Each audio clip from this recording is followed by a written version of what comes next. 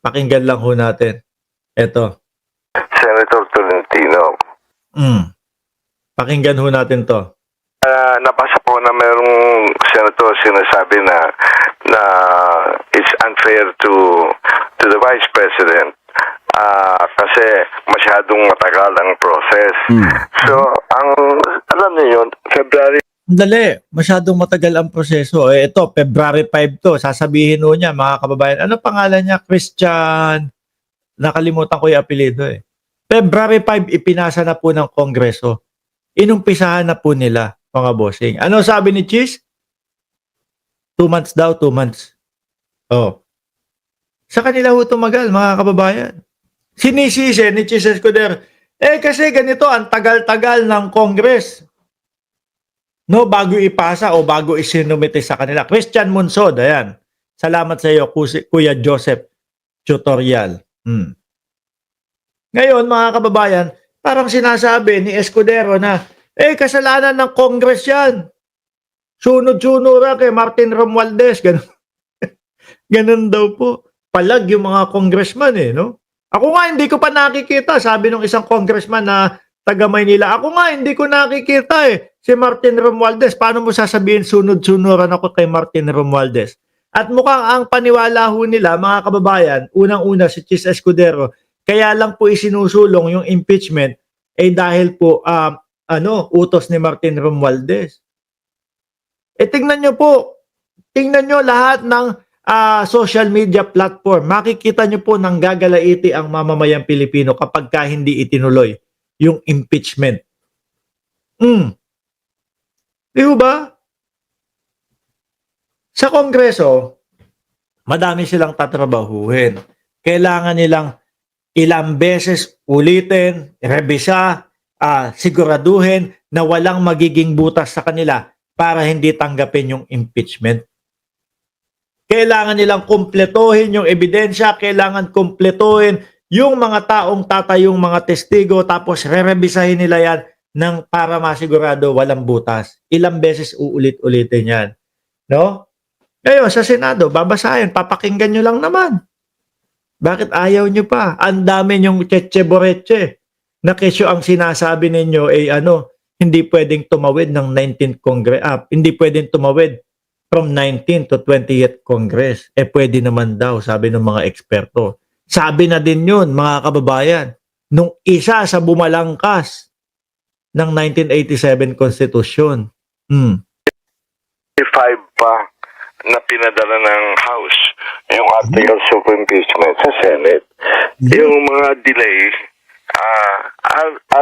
came from the Senate. Totoo naman ho. Di ba? O pinasa sa kanila, February 5, humingi ng ilang buwan, 2 buwan, o magtatatlong buwan, kung ilang buwan man. Tapos ito, nung parating na yung ADOS, 11 naman daw po, mga kababayan. Tapos pagkatapos ng 11, meron na namang iba, o meron na naman si Bato de la Rosa, na pangontra naman. Di pa? De facto dismiss. Nasabihan tuloy ng nagmamagaling, nagmamarunong, si Bato de la Rosa. So, bakit gagamitin nila yung delays na yun para to now sabi na i-dismiss ang case against the Vice President, right? Sila yung nagde-delay.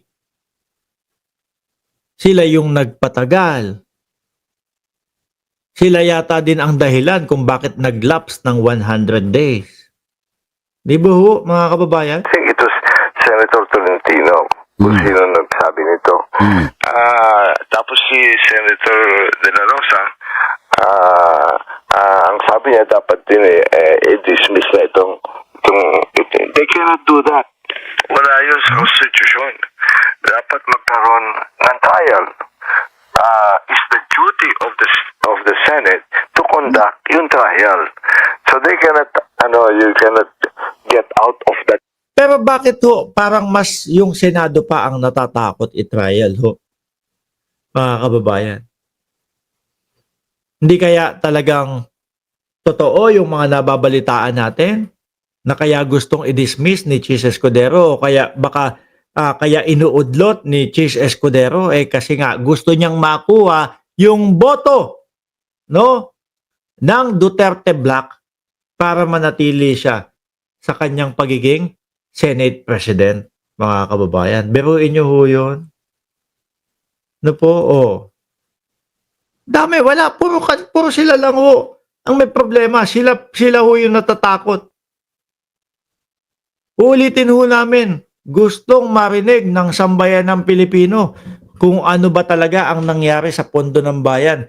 Gustong marinig ng mamamayang Pilipino ano yung magiging hatol doon sa pagbabanta sa buhay ng Pangulo at asawa ng Pangulo. Gustong malaman ng mamamayang Pilipino kung totoo ba talaga yung bribery na isinampa din kay Inday Sara Duterte. Lahat ho yun. No?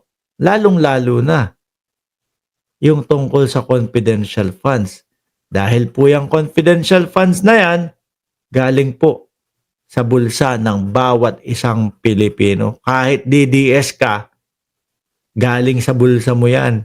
Pumapayag ka, wag ipaliwanag, wag marinig kung saan napunta yung pera mo. Mahina ako kote mo. Di ba? Yung mga DDS, oh. Wala. Idol kasi namin niya si Inday Sara Duterte. Kaya ayaw namin ma-impeach yan. Ayaw namin madinig yung paliwanag. Oh, mahina ako kote nyo. Kala nyo, labas kayo dyan?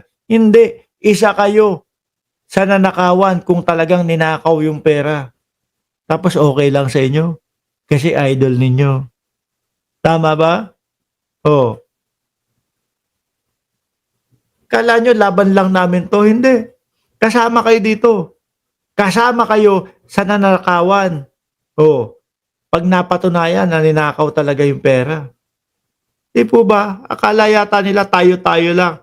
Kaya ho, mga kababayan, yung sinasabi ko ho, o yung nabasa nyo po, na June 9, mukhang tuloy po yun eh.